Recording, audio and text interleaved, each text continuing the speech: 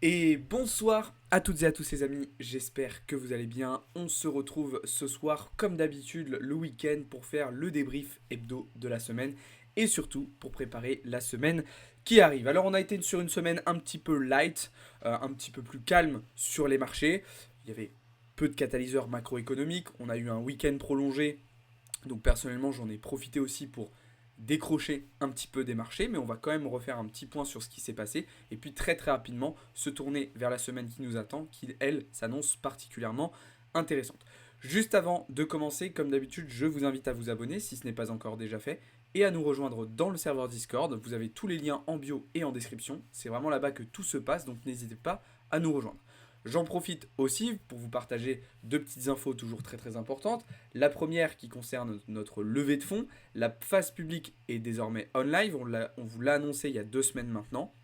Donc si ça vous intéresse, on vous a fait une vidéo complète sur la chaîne YouTube pour vous expliquer de quoi il s'agit. Et la deuxième info importante, c'est pour vous rappeler que notre e-book est désormais totalement disponible. Il est 100% gratuit et il vous permettra de commencer à comprendre l'écosystème crypto en seulement 10 étapes.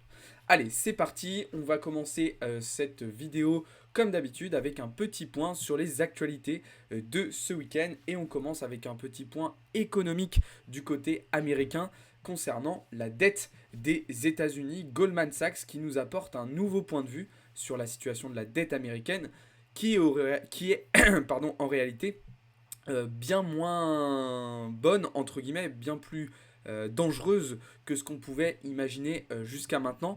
On le voit parfaitement bien avec ce graphique qui met en évidence le fait que le déficit budgétaire des États-Unis, exprimé en pourcentage du PIB, ainsi que le taux de chômage, sont nettement supérieurs à la normale.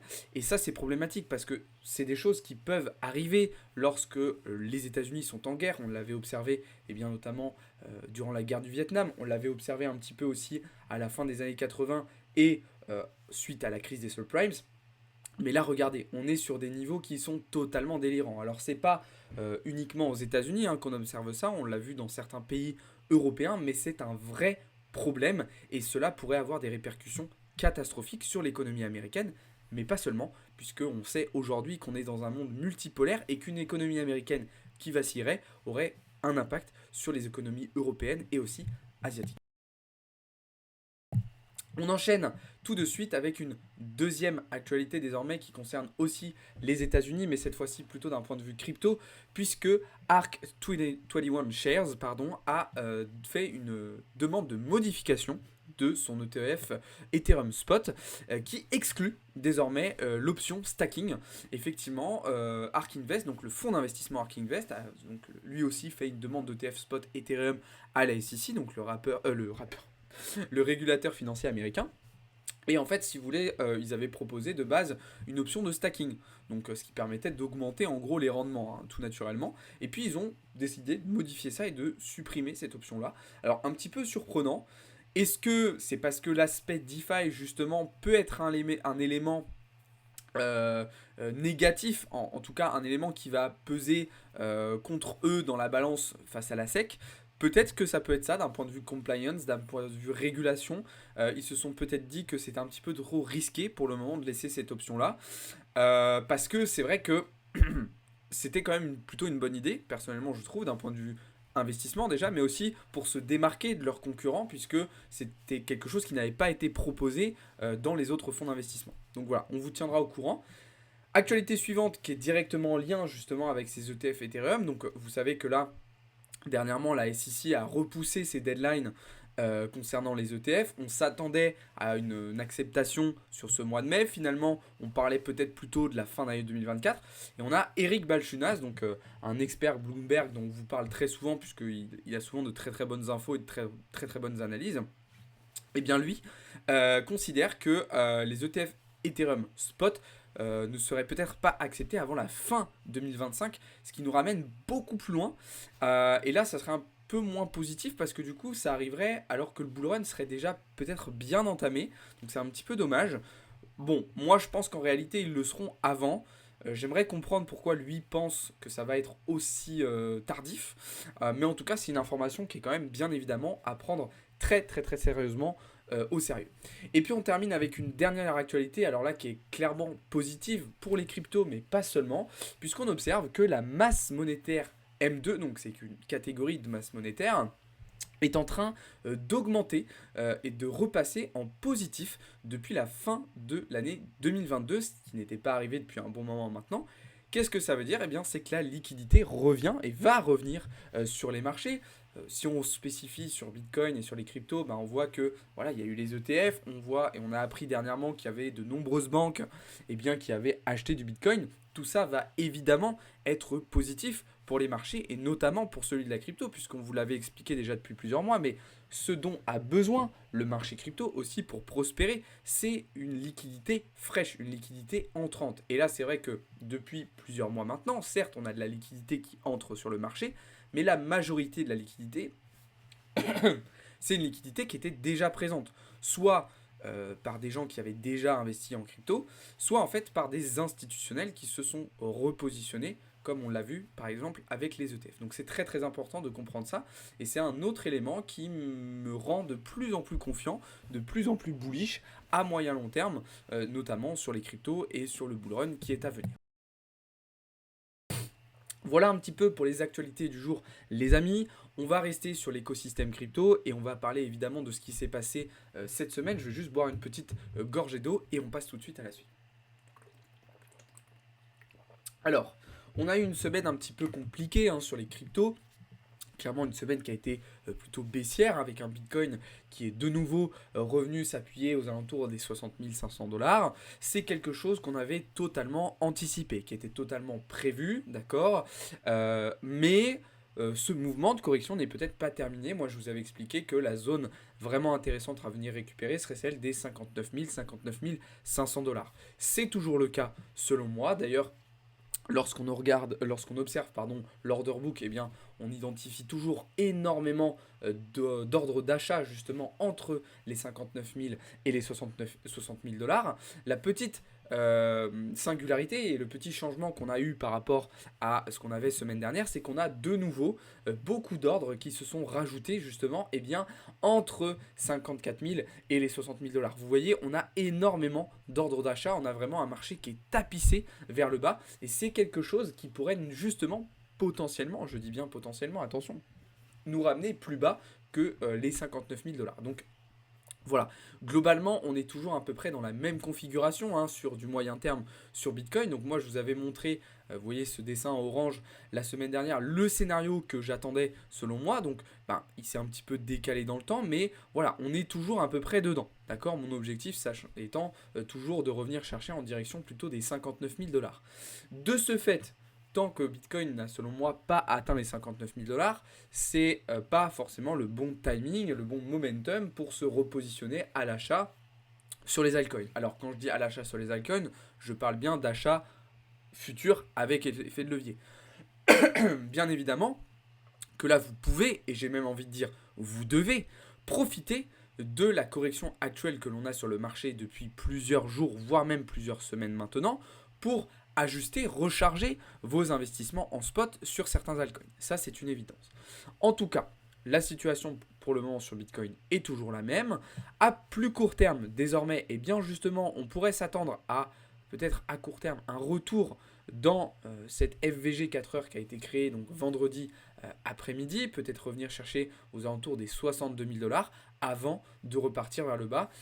On aurait peut-être un petit scam pump du dimanche comme on observe assez régulièrement. D'ailleurs, les datas d'order flow que l'on a actuellement sur le marché nous confirment plutôt cette tendance puisque vous voyez un open interest qui monte, des funding rates qui montent, ce qui nous indique qu'on a une majorité de positions à l'achat qui sont ouvertes actuellement sur le marché et des CVD, donc sur les spots, qui semblent là aussi un petit peu se réveiller. D'accord?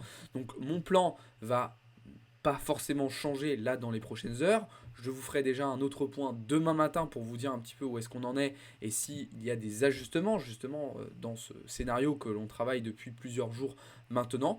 Maintenant, je ne vais surtout pas me précipiter à l'achat ou à la vente d'ailleurs dans de nouvelles prises de position. J'ai identifié des niveaux clés. Je vais attendre de voir les réactions du prix justement sur ces niveaux clés avant de prendre de nouvelles décisions.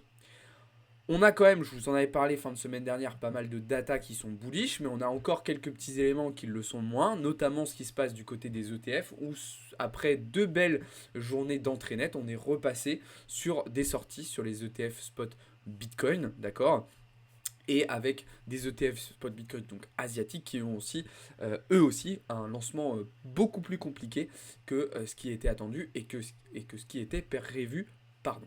Ok.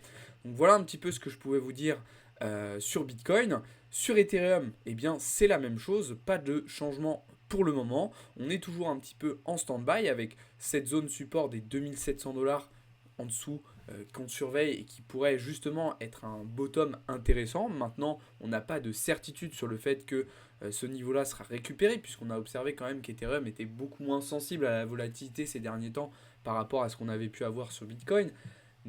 Et c'est dû en particulier eh bien, à une dominance du Bitcoin qui reste assez forte et donc une paire Ethereum BTC qui est un petit peu en difficulté. Et comme je vous le disais aussi tout à l'heure, c'est la raison pour laquelle je ne suis vraiment pas rentré sur mes scénarios sur les altcoins, malgré qu'il y avait des prix d'entrée très intéressants sur Ordi, sur ARB, sur DYDX, sur le Sushi, sur le Solana. Il y avait des setups qui me plaisaient particulièrement, mais mon plan c'était vraiment de dire voilà, tant qu'on n'a pas touché les 59 000 $ sur Bitcoin, je ne prends pas de position à l'achat avec effet de levier sur les altcoins. Ça ne veut pas dire encore une fois que je ne me suis pas repositionné sur certains alts. Encore une fois, voilà, on voit Avax sous les 35 $, on voit le BNB sous les 600 $, le Tao sous les 400, Atom sous les 9, vous avez Alpha aussi qui est repassé sous les 2 $. Évidemment que tout ça, ce sont des prix d'achat, des prix d'entrée en spot qui sont intéressants. Mais là, quand je vous disais, je ne reprends pas de position, je parlais bien de position plutôt à moyen court terme avec effet de levier sur les altcoins, bien évidemment. D'accord? Donc voilà un petit peu ce que je pouvais vous dire sur la partie crypto ce week-end. Donc pas forcément beaucoup de nouvelles choses. On est toujours d'ailleurs dans notre, je ne l'ai pas précisé tout à l'heure, mais dans notre position short actuellement sur BTC, hein, où on est venu quasiment chercher tous nos TP. Hein. Donc là c'est une position qui est totalement sécurisée désormais.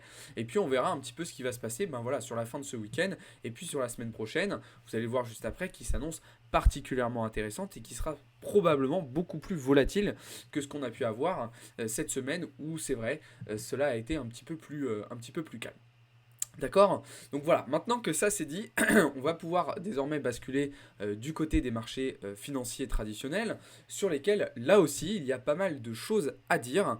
On a eu une semaine assez particulière sur les marchés traditionnels, des marchés qui ont continué de progresser suite aux bonnes nouvelles du rapport NFP de vendredi dernier. En fait, on a vraiment eu des marchés qui ont profité de cette lancée-là pour aller chercher quasiment leurs anciens ATH qui avaient été atteints il y a quelques semaines, il y a quelques semaines passées. On le voit ici sur le Dow Jones, c'est la même chose sur le Nasdaq, sur le S&P 500, sur le DAX, sur le CAC. D'ailleurs, le DAX et le FTSE, ces deux indices qui sont européens, donc en Allemagne et au Royaume-Uni, qui ont eux carrément atteint de nouveaux ATH.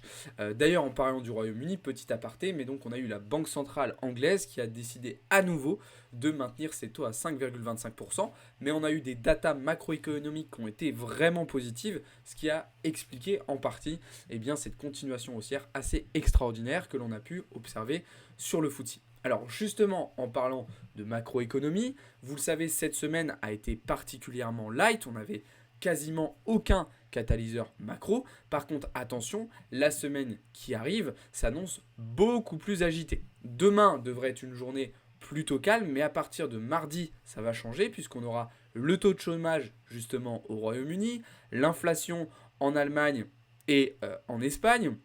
On aura l'indice ZIU en Allemagne et sur l'ensemble de la zone euro et les prix à la production du côté des États-Unis. Sans oublier qu'à 16h, on aura un discours de Jérôme Powell et à 13h, le rapport mensuel de l'OPEP. Donc beaucoup de choses, beaucoup de catalyseurs macroéconomiques qui vont probablement amener de la volatilité sur les marchés.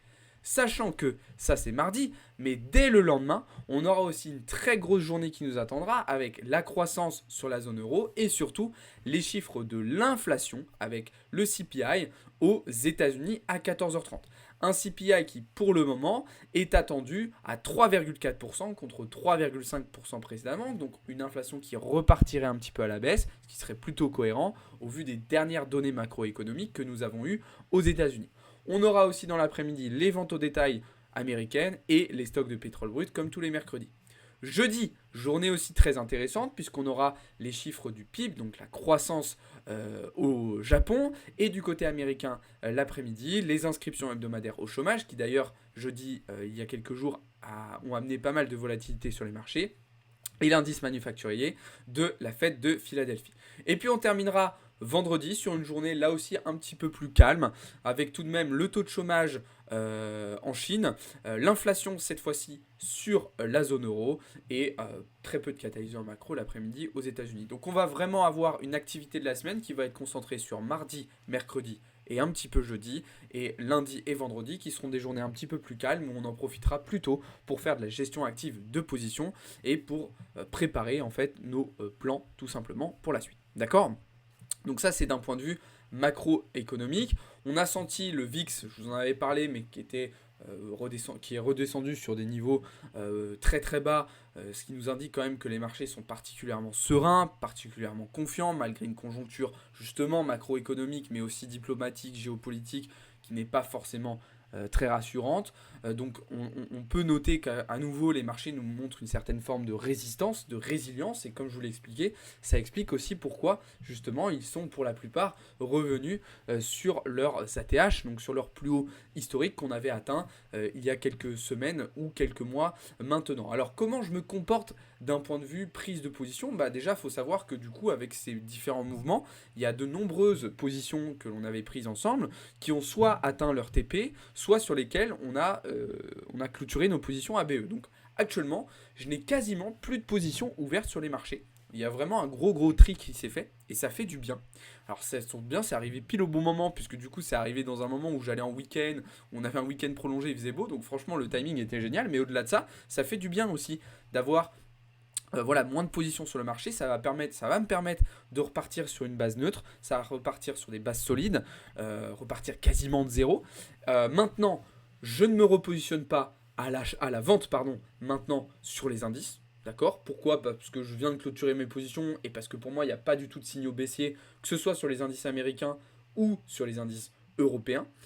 Et je ne rachète pas non plus parce que on est sur des niveaux que j'avais vendus il y a quelques semaines, donc ça serait totalement incohérent de les acheter aujourd'hui. D'accord ? Donc en fait, pour le moment, je suis plutôt en observation, je suis plutôt en attente. Ça, je vous le répète très souvent, mais des fois, la meilleure manière de trader, c'est de ne pas trader. Ok ? Faut pas chercher toujours à être en phase d'activité sur les marchés. Il faut être capable des fois d'être en mode observation, en mode stand-by et d'attendre justement que les marchés nous donnent davantage d'informations pour envisager une prise de position. Ok ? Ça, c'est du côté des indices. On a parlé un petit peu du dollar tout à l'heure. Pour moi, le dollar qui est donc repassé sous cette zone de support, zone de polarité importante des 105,5 points, ce qui pourrait nous amener à envisager la possibilité d'un retour sur le support à 4 heures précédent en direction des 104 points. De ce fait, j'ai adopté plutôt une casquette acheteuse sur EURUSD. Je vous avais dit vendredi dernier qu'il y avait un très bon prix d'entrée ici à saisir aux alentours des 1.074 pour aller chercher de la continuation haussière. Maintenant, attention, comme je vous l'ai expliqué dans le point macro juste avant, avec les éléments qu'on va avoir cette semaine, donc discours de Powell, les résultats de l'inflation, cela pourrait très vite changer. Du côté des matières premières désormais, donc comme je vous l'ai dit, il y a le rapport de l'OPEP cette semaine qui sera à surveiller. Est-ce que l'OPEP va continuer ses coupes de production, ce qui pourrait justement refaire partir le pétrole à la hausse, ou est-ce que finalement on va repartir sur une situation classique, ce qui pourrait amener une respiration un petit peu plus profonde, sachant que dernièrement on a vu que les stocks de pétrole brut américains avaient énormément varié. On a eu des stocks qui ont fait que de monter ces dernières semaines, et puis là, mercredi dernier, qui ont chuté violemment, ce qui a expliqué un petit peu ces différents mouvements. Donc voilà, pour le moment sur le pétrole, je ne suis pas exposé, je vais attendre le rapport de l'OPEP mardi pour prendre peut-être une nouvelle décision en swing. Et du côté de l'or, alors là, l'or qui a été un des actifs les plus intéressants cette semaine et qui va sans doute être l'un aussi des plus intéressants semaine prochaine, qui, vous le savez, va être sensible un petit peu à la volatilité du dollar et aux différents catalyseurs macroéconomiques qu'on va avoir aux États-Unis. On est venu, ça y est, enfin casser cette zone de polarité en 4 heures. Je pense que l'or va continuer de monter, très sincèrement, mais je n'irai pas forcément de l'acheter tout de suite. Je vais d'abord attendre un petit peu de respiration avant de repartir sur de l'achat et de la continuation haussière. D'accord? Donc je vais clairement pas essayer de me positionner dès ce soir à l'ouverture, ni même demain matin, mais probablement peut-être un petit peu plus tard dans la semaine. Bien évidemment, ça dépendra aussi de ce qu'on aura comme résultat. Si l'inflation, par exemple, finalement remonte encore une fois, eh bien, peut-être que l'or pourrait respirer beaucoup plus profondément. Mais en tout cas, là, actuellement, pour le moment, au vu des dernières informations et au vu du comportement d'un point de vue price action du gold, eh ben, c'est plutôt ce scénario-là qui est à envisager et qui a, selon moi, le plus de probabilité de se réaliser. Alors là, si on veut être un petit peu plus précis sur un prix d'entrée à adopter sur le gold, donc semaine prochaine, ce que je peux vous inviter à faire, c'est en fait de tracer un Fibo sur la dernière impulsion haussière et d'aller chercher un prix d'entrée, ben, vous voyez, au niveau des 0,618 de Fibonacci, donc plutôt aux alentours des 2333, 2334 points, ce qui est plutôt cohérent si on regarde en 4 heures, puisque c'est un niveau qui a été travaillé un certain nombre de fois par le marché. C'est pile poil, quasiment pile poil sur le boss 4 heures qui a été réalisé, donc ça serait un prix d'entrée quand même plutôt intéressant pour aller chercher de la continuation haussière. Maintenant, ça ne sert à rien, comme je vous le dis tout le temps, de vouloir suranticiper le marché. Ce qu'il faut, c'est identifier des niveaux clés. Et si sur le niveau clé en question, on a des confirmations, alors là, on se positionne. Ça, c'est très très important de respecter cette façon de faire pour ne pas justement suranticiper le marché et se retrouver à court de solutions si le marché ne vous donne pas raison. D'accord? C'est très très important de comprendre ça. Ok, donc voilà un petit peu ce que je pouvais vous dire aussi du côté des matières premières. Donc semaine prochaine, vous l'avez compris, on va se retrouver pas mal de fois pour plusieurs rendez-vous avec plusieurs lives très très importants. D'ailleurs, j'ai oublié de vous noter du coup le live pour le discours de Powell mardi après-midi. Donc il y aura des petites modifications sur l'emploi du temps de la journée de mardi. Demain, il y aura un live spécial sur le trading de PropFirm avec Sandro, un membre du département trading de chez Blockchain Capital, qui viendra vous parler du trading sur PropFirm, d'accord. Demain soir, on aura un live avec toute l'équipe, tout le département trading investissement de Blockchain Capital qui sera là pour vous faire une préparation de la semaine. L'autre événement important, ce sera mercredi soir à 20h, on va faire une AMA. D'accord, sur Discord, donc c'est une sorte de FAQ où on va vous parler des dernières avancées de Blockchain Capital, de nos services, de nos objectifs et surtout revenir sur notre levée de fonds dont on vous a parlé dernièrement. Et puis bien évidemment, on prendra le temps de répondre à toutes vos questions. Et petite modification aussi pour samedi prochain où les horaires de live seront un petit peu différentes de d'habitude puisque samedi en fin d'après-midi je pars en week-end sur quelques jours. Je vous en parlerai d'ailleurs dans le live de samedi prochain. Je serai en déplacement pendant quelques jours, donc il y aura aussi des petites modifications pour la semaine du 20 mai au niveau des lives. Voilà les amis, écoutez, je pense qu'on a fait à peu près le tour des infos de ce soir. Non, j'allais oublier, dernière petite chose, les résultats de la semaine. Donc comme je vous l'ai expliqué, j'ai été très très peu devant les graphes cette semaine, j'ai été très très peu actif, mais malgré ça, on finit dans une semaine, on finit la semaine totalement dans le vert sur tous les services de chez Blockchain Capital, donc c'est vraiment très très bien. Maintenant voilà, encore une fois, ça a été une petite semaine, hein, vous voyez, on est sur des résultats relativement bas parce qu'il y a eu très très peu de positions qui ont été prises. Voilà les amis, pour ceux qui sont sur les lives Twitch et TikTok, ne bougez pas, je vais répondre à toutes vos questions d'ici un instant. Pour ceux qui regardaient la vidéo sur la chaîne YouTube, eh bien merci beaucoup de l'avoir regardée, j'espère qu'elle vous a plu. Si c'est le cas, n'hésitez pas à lâcher un petit like, n'hésitez pas à me faire vos retours et à me poser vos questions dans les commentaires. Sur ce, je vous souhaite à toutes et à tous une très très très bonne fin de week-end. Ciao tout le monde, c'était Alex pour Blockchain Capital.